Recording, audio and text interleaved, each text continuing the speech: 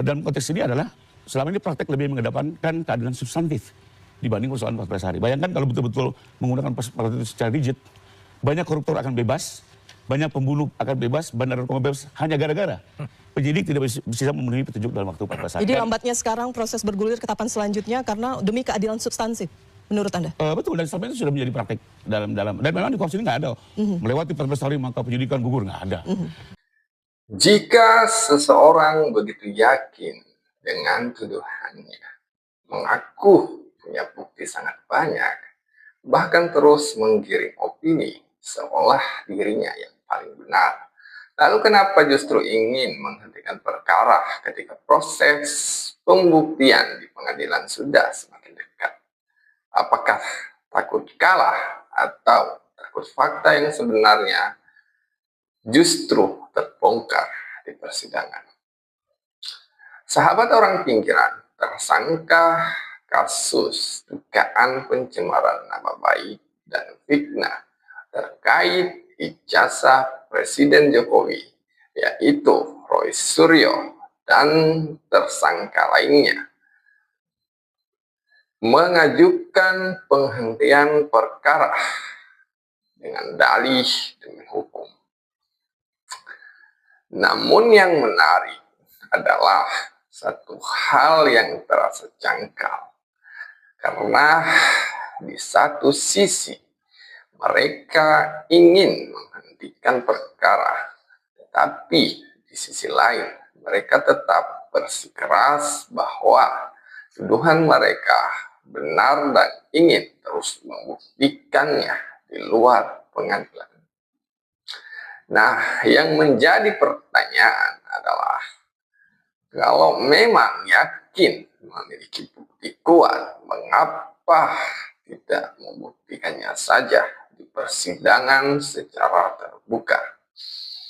Apakah ini benar-benar langkah hukum atau hanya upaya untuk menghindari resiko hukum yang semakin nyata di depan mata? Mari kita saksikan video berikut ini.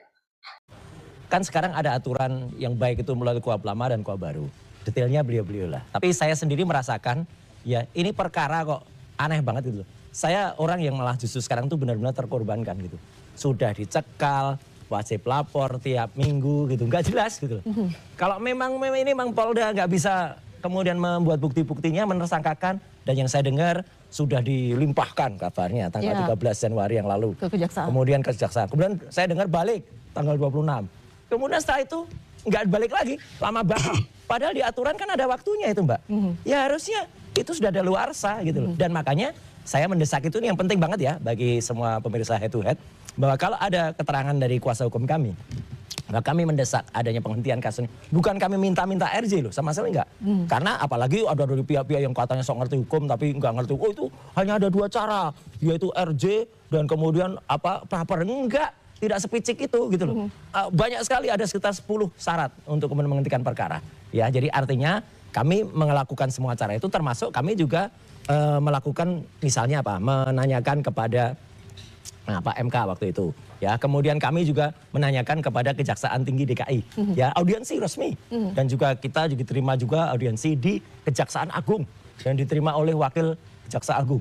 Responnya apa itu? Resmi. Nah, nanti responnya yang menghadap saya tahu diri, saya tidak boleh sebagai orang yang berperkara masuk. Respon sianipar. Nah, itu saya kangen itu. Itu saya kangen tuh, katanya mau tampil di TV, nggak tampil-tampil dia. Gitu loh, gitu sembunyi dia. Oke, gitu, jadi setidaknya sekarang Anda merasa tersandra begitu ya? Iya, makanya status cekal masih melekat. Tapi jangan kemudian dianggap kalau kami ini meminta itu stop, ijazahnya kemudian tidak dikejar. Ijazah dikejar karena penersangkaan saya sampai nanti persidangan saya itu nggak akan membuktikan ijazahnya asli atau palsu kok.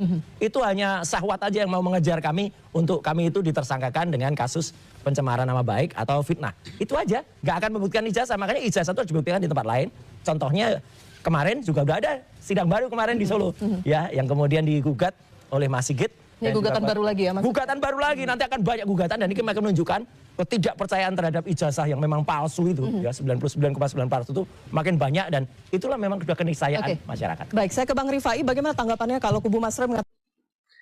Dari cuplikan tadi, kita bisa melihat setidaknya ada satu kontradiksi yang sangat jelas terlihat. Di mana di satu sisi Roy Suryo dan pihak terkait ingin menghentikan perkara, tetapi di sisi lain mereka tetap mempertahankan tuduhannya dan ingin membuktikannya di luar pengadilan. Padahal kalau kita berbicara soal fakta yang sudah diuji, sebenarnya kita sudah melihat banyak penjelasan yang cukup terang.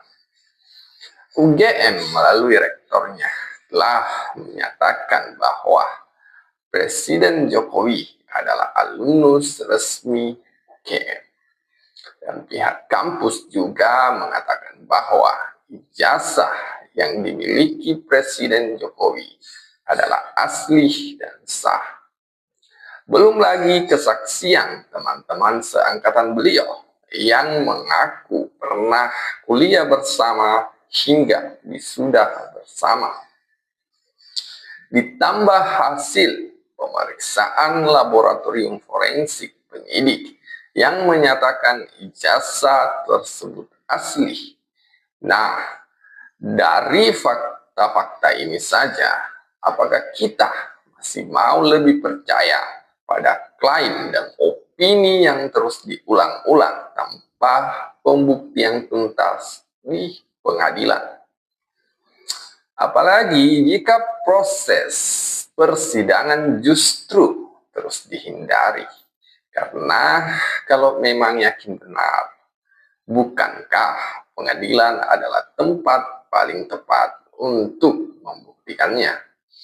Maka wajar jika kita kemudian bertanya-tanya, apakah ini langkah penghentian perkara benar demi hukum atau justru demi menghindari konsekuensi hukum yang menanti di belakangnya?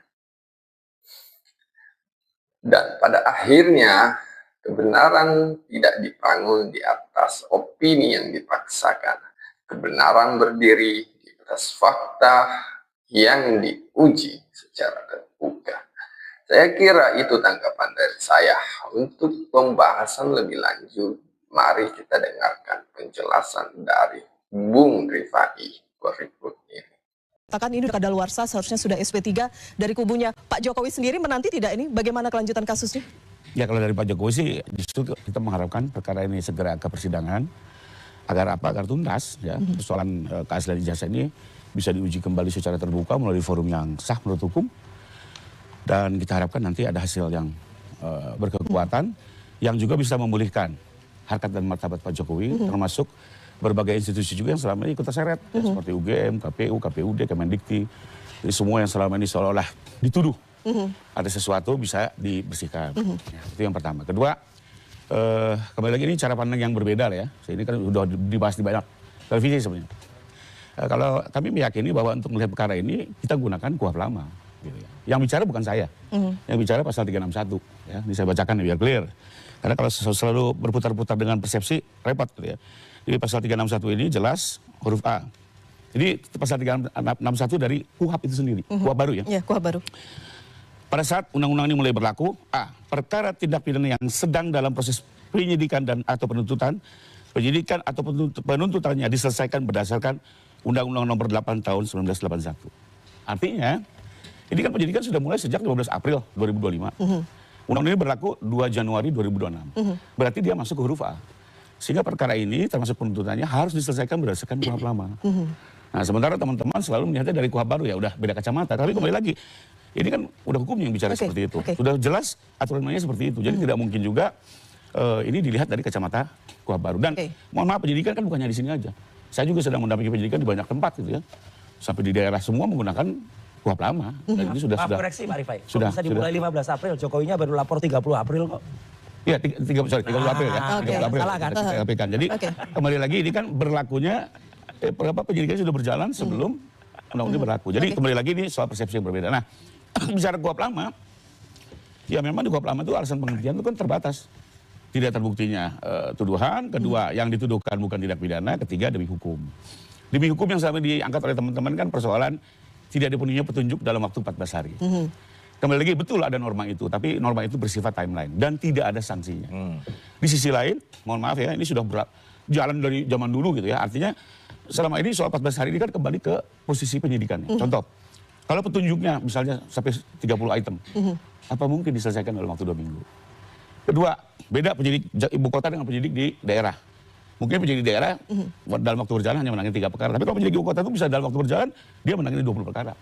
Jadi 14 hari sangat tidak mungkin. Dan satu lagi, dalam konteks ini adalah, selama ini praktek lebih mengedepankan keadilan substantif dibanding persoalan 14 hari. Bayangkan kalau betul-betul menggunakan praktek itu secara rigid, banyak koruptor akan bebas, banyak pembunuh akan bebas, bandar narkoba bebas, hanya gara-gara penyidik tidak bisa memenuhi petunjuk dalam waktu 14 hari. Jadi lambatnya sekarang proses bergulir ke tahapan selanjutnya karena demi keadilan substansi, menurut Anda? Betul, dan selama itu sudah menjadi praktek dalam dan memang di Kuhap sini nggak ada. Melewati 14 hari maka penyidikan gugur, nggak ada. Sementara ada pasal-pasal lain yang jelas ada sanksinya, misalnya dakwaan tidak memenuhi tempus dan lokus delikti atau lokasi atau tempat kejadian, maka dia menjadi gugur. Jadi kita harus melihat Kuhap secara jernih. Ada aturan-aturan yang bersifat administratif, ada aturan-aturan yang terdapat sanksinya. Oke, baik. Terus di sisi lain ya, ini common sense saja lah. Semua tersangka pasti ingin penyidikannya berhenti lah. Itu wajar semua ya. Itu dalam konteks positif. Tapi dalam konteks negatif kan ini juga cara untuk bisa lari dari tanggung jawab. Di sisi lain buat saya, ini nggak linear juga gitu ya. Karena selama ini kan Bang Roy selalu bicaranya adalah pengen diuji ijazah ini. Menurut saya kita ke sidang aja.